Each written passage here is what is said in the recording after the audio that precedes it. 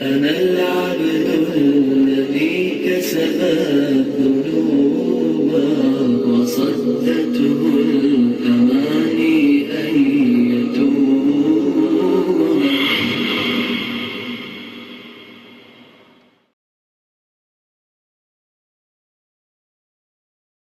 تاثرات کے مرحلے کو ہم آگے بڑھاتے ہوئے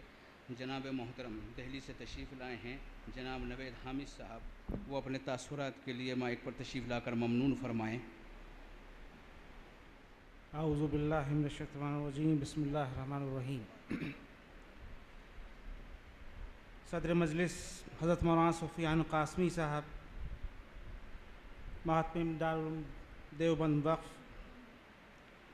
مولانا جلال الدین عمری صاحب، امیر جماعت اسلامی ہند، جانشین فدائے ملت، مسلم نوجوانوں کی دھڑکن مولانا محمود مدنی صاحب، آل انڈیا مسلم پرسنل بورڈ کے سیکریٹری مولانا خالد سیف اللہ صاحب، مولانا عبداللہ مغیثی صاحب، صدر آل انڈیا ملی کونسل، علماء حق، طلباء دارالعلوم دیوبند وقف، السلام علیکم ورحمۃ اللہ وبرکاتہ۔ ہم سب واقف ہیں کہ موت ایک مسلم حقیقت ہے، اور اسے وہ بھی تسلیم کرتے ہیں جو خالق کائنات کے وجود کو تسلیم نہیں کرتے۔ جو پیدا ہوا ہے اسے موت کے مرحلے سے گزرنا ہی ہے۔ اس میں بزرگ و رہنما شخصیات بھی مستثنیٰ نہیں ہیں،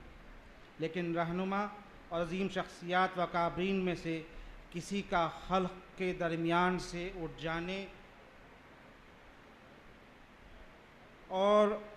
اس کی رہنمائی اور صحیح و غلط کے درمیان تمیز کے لیے مسئلہ پیدا ہو جاتا ہے۔ ایسی ہی عظیم رہنما شخصیت میں خانوادہ نانوتوی کے چشم و چراغ حضرت مولانا محمد سالم قاسمی رحمۃ اللہ علیہ تھے، جن کے جانے سے ایک عظیم نقصان ہوا ہے۔ خطیب الاسلام حضرت مولانا سالم قاسمی کی شخصیت عظیم مقام و مرتبہ کی حامل تھی، اور ہمیں یہ خوش قسمتی ہے کہ موقع بموقع حضرت مولانا کی رہنمائی و سرپرستی حاصل رہی، اور ان کی رحلت سے علمی فضا و ملی قیادت میں ایک عظیم خلا اور ماحول سونا سونا محسوس ہوتا ہے۔ اور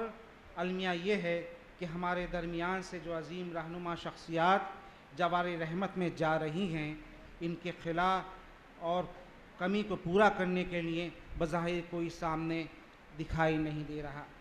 یہ غالباً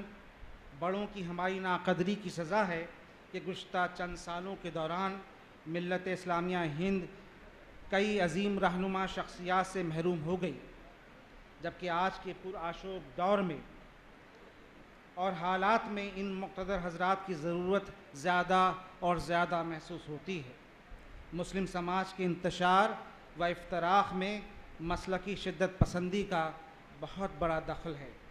کسی مسلک پر چلنا ایک معاملہ ہے، لیکن اس کی شدت کے ساتھ دعوت نے سماج سے اعتدال و توازن کو ایک طرح سے ختم کر کے رکھ دیا ہے۔ حضرت خطیب الاسلام اس حوالے سے اتحاد عمل کی علامت بن گئے تھے، خصوصاً مسلم مجلس مشاورت جو آزاد بھارت میں مسلمانوں کا ایک عظیم اتحاد رہا ہے، اور اس کی اپنی ایک تابناک تاریخ ہے۔ اس پر ایک ایسا دور بھی گزرا کہ مشاورت دو حصوں میں تقسیم ہو گئی۔ حضرت خطیب الاسلام علیہ رحمہ کی نے حیات میں ہی مقتدر تنظیموں و افراد کا کلہی وفاق آل انڈیا مسلم مجلس مشاورت کا اتحاد 2013 میں اپنی زندگی میں کرایا، اور اس کی ایک بڑی وجہ یہ رہی کہ حضرت والا نے متوازی مشاورت کے عہدے صدارت پر مزید آئندہ میقات میں جلفہ افروز ہونے سے انکار کر دیا تھا، اور زور ڈالا تھا کہ مشاورت کے دونوں دھڑوں کو متحد ہونا ہی پڑے گا۔ ان کے مدلل انکار کے بعد متوازی مشاورت کے افراد کے درمیان ایسی کوئی شخصیت موجود نہ تھی جو حضرت کی جگہ لے سکے، جس کی وجہ سے متوازی مشاورت کے ارکان پر شدید دباؤ پڑا اور وہ اتحاد کے لیے راضی ہوئے۔ اس زمانے میں یہ بہت بڑی بات ہے۔ یہ بات بھی مسلم ہے کہ متحدہ مشاورت کے عہدۂ صدارت کے اصل حقدار وہی تھے، لیکن انہوں نے عہدے سے اپنے آپ کو الگ کر لیا۔ آپ نے اس کی پرواہ نہ کی کہ متحدہ مشاورت کا صدر کون بنے۔ مسلم سماج اور اداروں کے حوالے سے ہمارے نزدیک مجلس مشاورت کا اتحاد جرمنی کے اتحاد اور برلن کی دیوار گرنے سے زیادہ مشکل عمل تھا۔ اگر خطیب الاسلام کے سوا کوئی دوسرا فرد مشاورت کے ایک حصے کا صدر ہوتا تو یہ بالکل ناممکن تھا۔ یہ بات بھی یہاں تحریر کرنی ضروری ہے کہ خاکسار کی جنوری 2016 میں عہدۂ صدارت کا سنبھالنے کے چند مہینے بعد ہی مشاورت میں کچھ خیر خواہ حضرات نے، جن کو مشاورت پر کنٹرول کرنے کا خواب چکناچور ہوتا دکھائی دے رہا تھا، ایک بار پھر حضرت والا کے صاحبزادے کے ذریعے مشاورت میں دوبارہ تقسیم کا فارمولہ پیش کیا، جس کی پہلی نگاہ میں نہ حضرت کے فرزند ارجمند اور نہ ہی حضرت والا نے کوئی حوصلہ افزائی کی اور اس پر گفتگو کرنے تک سے انکار کر دیا، اور اس سے ایسے تمام افراد کی حوصلہ شکنی ہوئی جو مشاورت کو دوبارہ تقسیم کرنا چاہتے تھے۔ یہ ملی تاریخ کا ایک نمایاں باب ہے۔ ہمارے نزدیک حضرت خطیب الاسلام کی یہ بات اہم اور نمایاں ہے کہ وہ مسلک کے بجائے دین کی دعوت و تبلیغ پر زور دیتے تھے، اور اس خانوادہ قاسمی نے ملت اسلامیہ کی جو خدمات دی ہیں وہ قابل تعریف ہی نہیں بلکہ قابل تقلید بھی ہیں۔ انسان کی کامیابیوں پر اگر نگاہ ڈالی جائے تو کامیابی کسوٹی اس بات کو رکھا جاتا ہے کہ اس کے قائم کیے ہوئے اداروں کو کس تیزی کے ساتھ کامیابی حاصل ہوئی ہے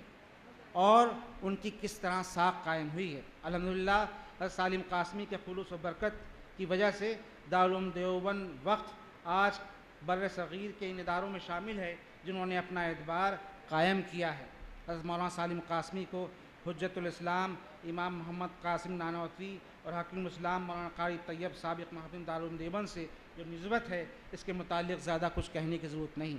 لیکن وہ اپنے بعد تلامذہ اور محبین و متعلقین کی جو بڑی تعداد چھوڑ گئے ہیں اور ان کے اعمال صالحہ میں وہ اضافہ کرتے رہیں گے۔ ہمیں امید ہے کہ حضرت خطیب الاسلام کے متعلقین و محبین خصوصاً اہل اخلاق اور جانشین ان کے طرز و عمل کی تشکیل اور آگے بڑھانے پر خصوصی توجہ دیں گے تاکہ ملت اسلامیہ میں فکر و عمل کی سطح پر اتحاد کو فروغ مل سکے، جس کی آج کی تاریخ میں شدید ضرورت ہے۔ اللہ تعالیٰ سے ہم دعا گو ہیں کہ اللہ تعالیٰ بہتر کام کی انجام دہی کے لیے وسائل مہیا کرے، حضرت کے فیوز و برکات کو عام کرے، آمین۔ السلام علیکم ورحمۃ اللہ وبرکاتہ۔